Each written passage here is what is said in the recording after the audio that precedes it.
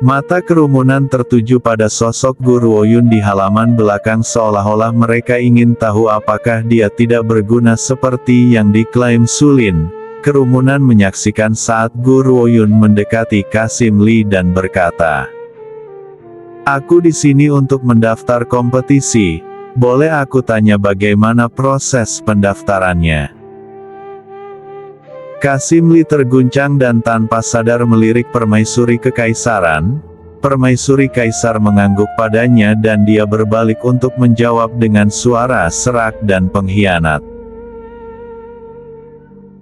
Ini adalah batu roh yang digunakan secara khusus oleh istana kekaisaran untuk menguji tingkat kekuatan seseorang. Kamu dapat mengarahkan kekuatanmu ke telapak tanganmu ke dalam batu roh. Kita kemudian bisa membedakan kekuatanmu melalui retakan yang muncul di batu roh. Orang harus tahu bahwa di daratan ini beberapa senjata dewa dapat digunakan untuk memalsukan peringkat seorang kultivator. Bahkan jika seseorang belum mencapai kondisi luar biasa, mereka dapat memanipulasi aura mereka untuk meniru seorang kultivator dalam kondisi luar biasa. Oleh karena itu inilah mengapa Kekaisaran Bulan Surgawi menggunakan batu roh sebagai metode pengujian. Semua orang tahu bahwa seseorang dapat memalsukan peringkat mereka sendiri dan aura seorang kultivator dapat diubah. Satu-satunya hal yang tidak bisa dipalsukan adalah kekuatan bawaan mereka. Guru Woyun sedikit terguncang saat pandangannya mendarat di batu roh di depannya. Ketika dia melihat lebih baik pada batu roh, dia menjadi lebih terkejut. Batu roh ini, bukankah ini mirip dengan lempengan batu yang pernah aku lihat di kota suci di tanah terbuang? Pada saat itu dia telah melakukan perjalanan menuju tanah terbuang untuk mendapatkan teratai neraka dan menyelamatkan Qian Beiye. Untuk memasuki kota suci di tanah terbuang, seseorang harus melalui ujian yang ditetapkan oleh keluarga Ye. Tes itu adalah memecahkan tablet berlian dengan menggunakan semua kekuatannya dalam satu pukulan. Hanya mereka yang mampu meninggalkan celah kecil di loh batu yang diizinkan memasuki kota suci. Siapa sangka dia akhirnya menghancurkan seluruh tablet secara tidak sengaja. Guru Woyun tidak pernah berpikir bahwa dia akan melihat tablet batu serupa lagi dan matanya berkedip dengan cahaya aneh. Aku hanya perlu memukul batu roh ini. Itu benar. Qasim Lee mengangguk. Kamu harus memukulnya dengan sekuat tenaga. Kelayakanmu untuk lulus pendaftaran tergantung pada tingkat kerusakan yang diterima batu roh ini. Guru Woyun melihat batu roh yang tertutup retakan dan menarik napas dalam-dalam. Dia tidak melupakan konsekuensi dari menggunakan seluruh kekuatannya untuk memukul batu terakhir kali. Karena itu dia tidak berniat menggunakan semua kekuatannya kali ini. Menelusuri langkahnya saat Guru Woyun perlahan berjalan ke batu roh, dia mengumpulkan sedikit energi spiritual ke telapak tangannya sebelum perlahan-lahan membungkus seluruh tinjunya. Tinjunya terbungkus lapisan energi yang kuat menghantam batu roh dengan suara keras. Seluruh batu roh bergetar seketika sebelum semuanya kembali diam sekali lagi. Batu roh tetap diam di depan mata orang banyak. Hahaha.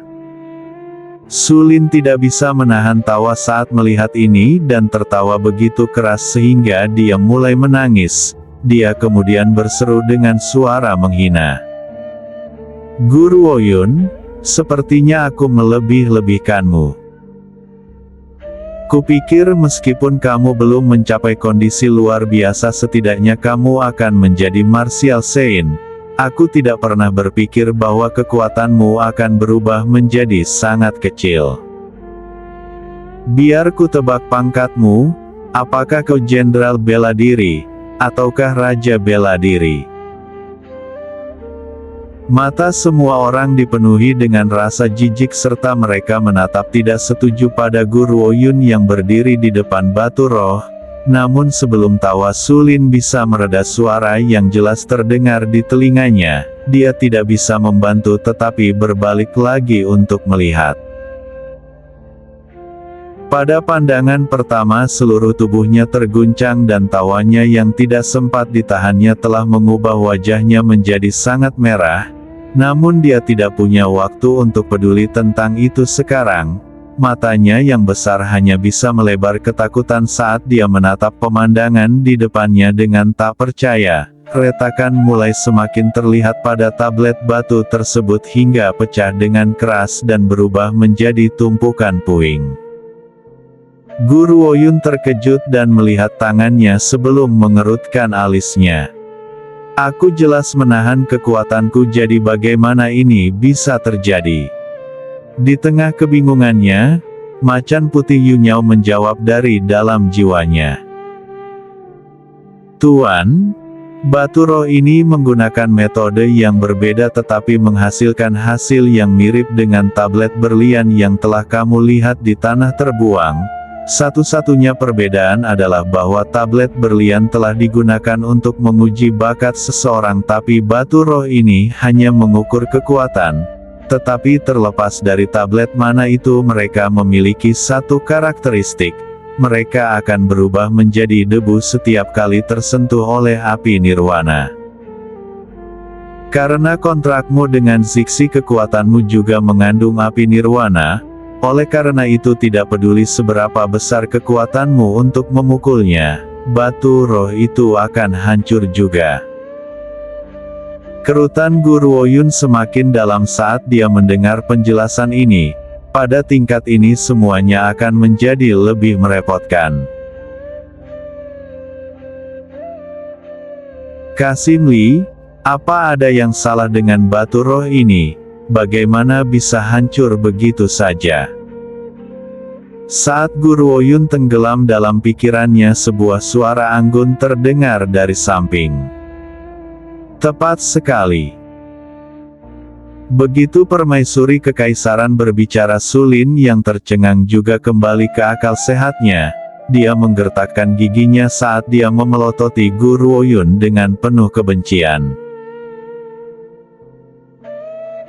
Bahkan jika seorang kultivator dalam keadaan halus memukul batu itu dengan sekuat tenaga, mereka mungkin tidak dapat menghancurkan batu roh.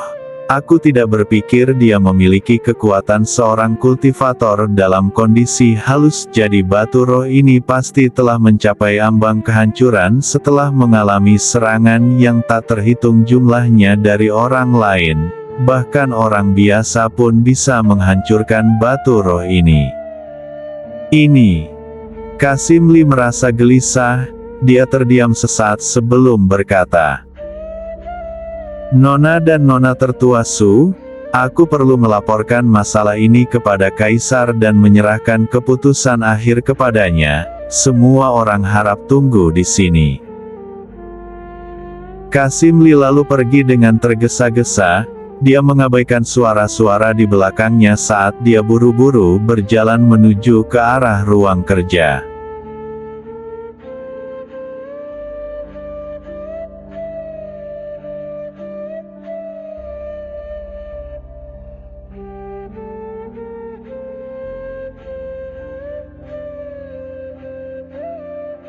Seorang pria berjubah naga sedang duduk di depan meja di ruang belajar. Alis tajamnya mencapai pelipisnya dan dia sangat tampan. Seluruh tubuhnya dipenuhi dengan dominasi seolah-olah dia adalah makhluk surgawi yang menguasai langit dan bumi. Pria ini adalah penguasa tertinggi kekaisaran bulan surgawi. Namun jangan salah mengira hanya karena dia terlihat muda. Pada kenyataannya dia adalah monster tua yang telah hidup selama beberapa ratus tahun. Yang mulia, aku dengan rendah hati meminta audiensi untuk masalah penting. Saat itu suara tajam dan serak terdengar dari luar pintu. Kaisar Bulan Surgawi mengerutkan alisnya yang tajam saat sikat di tangannya menyelesaikan pukulan berat terakhirnya pada peringatan resmi. Dia kemudian dengan tenang menjawab sambil menutup tugu peringatan. Masuk. Qasim Li yang tampak berdebu itu buru-buru masuk ke kamar begitu dia mendengar perintah itu. Qasim Li, bukankah aku mengirimmu untuk menyelesaikan pendaftaran? Ada apa? Apakah sudah selesai? Kaisar Bulan Surgawi mengangkat kepalanya untuk melihat Qasim Li yang berkeringat saat dia bertanya dengan suara dingin dan jauh. Melapor kepadamu yang mulia Kaisar, sesuatu telah terjadi selama pendaftaran. Qasim Li menjawab dengan hati-hati. Batu roh mungkin telah usang selama bertahun-tahun dan seorang wanita telah merubahnya menjadi puing-puing setelah satu pukulan. Sikat terlepas dari tangan Kaisar Bulan Surgawi dan mendarat di tugu peringatan.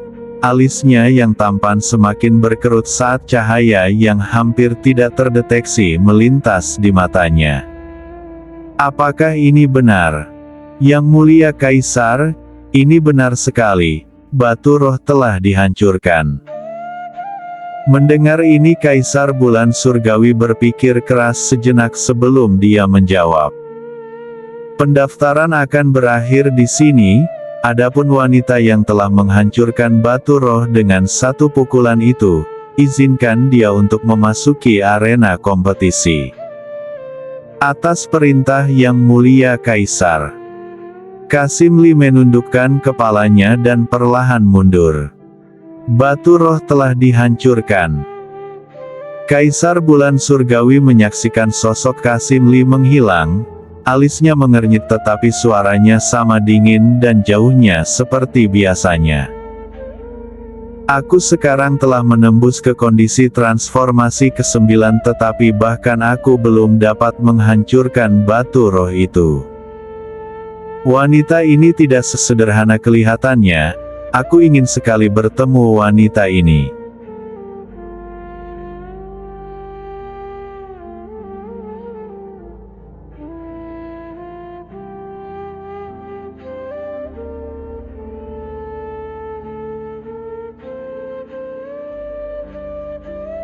Di halaman belakang, Sulin melihat Qasim Li yang pada pandangan pertama bergegas mendekat.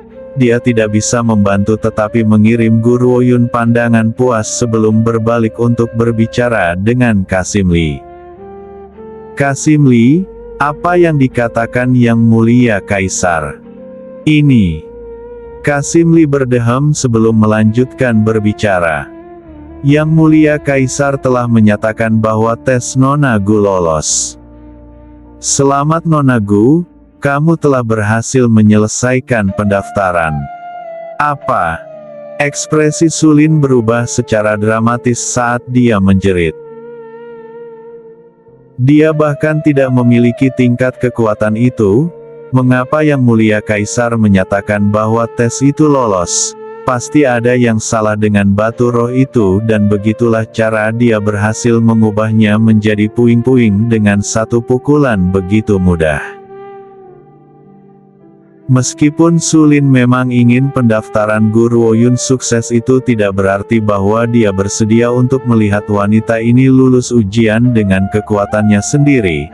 Dia telah merencanakan untuk mempermalukan Guru Oyun terlebih dahulu sebelum keluar untuk berbicara untuknya sehingga dia akan diizinkan untuk mengikuti kompetisi. Lagi pula jika Guru Oyun tidak diizinkan untuk mengikuti kompetisi Sulin tidak akan bisa mengambil nyawanya. Siapa yang mengira wanita ini berhasil lulus ujian dengan kekuatannya sendiri? Namun demikian dia masih bersikukuh bahwa Guru Oyun tidak cukup kuat untuk berhasil dalam pendaftaran. Nona tertua Su, ini adalah keputusan Yang Mulia Kaisar. Jika kamu memiliki keberatan kamu dapat membicarakannya dengan Yang Mulia Kaisar. Menghadapi tuduhan Sulin, Qasim Li hanya tersenyum saat dia menjelaskan, namun kata-katanya seperti tamparan keras di wajah Sulin dan menyebabkan dia merasakan sakit yang menyiksa di kepalanya. Sulin jelas tidak memiliki keberanian untuk mempertanyakan kaisar kekaisaran bulan surgawi. Oleh karena itu dia mengarahkan pandangannya ke arah Guru Woyun saat dia menggertakkan giginya dan berkata, "Guru Woyun, kamu telah lulus pendaftaran kali ini. Aku tidak tahu apakah itu keberuntungan atau kesedihanmu. Kamu bisa saja menjalani sebuah keberadaan tercela di dunia ini, tetapi kamu bersikeras menggali kuburanmu dengan menyinggungku. Kali ini aku akan membuatmu memahami harga yang harus kamu bayar untuk menyeberangi orang-orang yang seharusnya tidak kamu sakiti." Sulin kemudian memandang Zuo Shangchen dan mengubah sikap kejamnya. Matanya segera dipenuhi dengan rasa persahabatan yang hangat. "Kakak Chen, aku akan membuatmu melihat siapa yang paling berhak berdiri di sisimu. Hanya wanita luar biasa yang cocok untuk seseorang yang luar biasa sepertimu."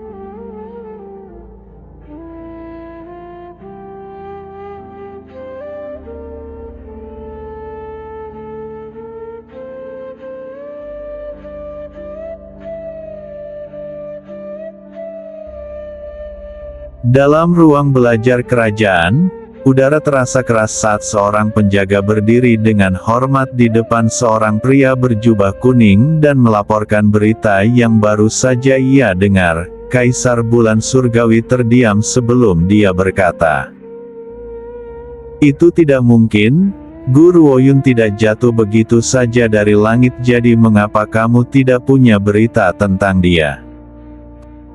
Apakah kamu yakin bahwa ini semua informasi yang kamu miliki? Kamu tidak melewatkan apapun." "Melaporkan kepada Yang Mulia Kaisar, semua yang saya dengar tentang dia berasal dari awal perjuangannya melawan ahli waris raja daerah. Segala sesuatu yang lain kosong." Selain Zuo Shangchen, yang sebelumnya mencari perlindungan dari raja daerah, tidak ada yang lain tahu siapa dia, seolah-olah dia telah jatuh dari langit. Selain itu latar belakang Zuo Shangchen juga sulit untuk diselidiki. Kaisar bulan surgawi mengerutkan alisnya sementara cahaya aneh melintas di matanya yang dalam. Tidak ada kehidupan yang bisa kosong. Mungkinkah keduanya memiliki latar belakang yang terlalu kuat dan kultivator kuat lainnya memblokir semua sumber informasi? Hanya seseorang dari dunia bawah yang bisa melakukan hal seperti itu. Kaisar bulan surgawi mengendurkan alisnya pada saat ini dan berkata, "Kamu bisa pergi sekarang. Karena seseorang mencegahmu menemukan latar belakang aslinya, kita tidak punya pilihan selain menyerah. Jika tidak, jika kamu akhirnya menyinggung kultivator di belakangnya, kehancuran mungkin menimpa kekaisaran bulan surgawi." "Baik, Yang Mulia Kaisar." Penjaga itu bergabung dengan tinjunya sebelum dia berbalik dan mundur dari ruang kerja.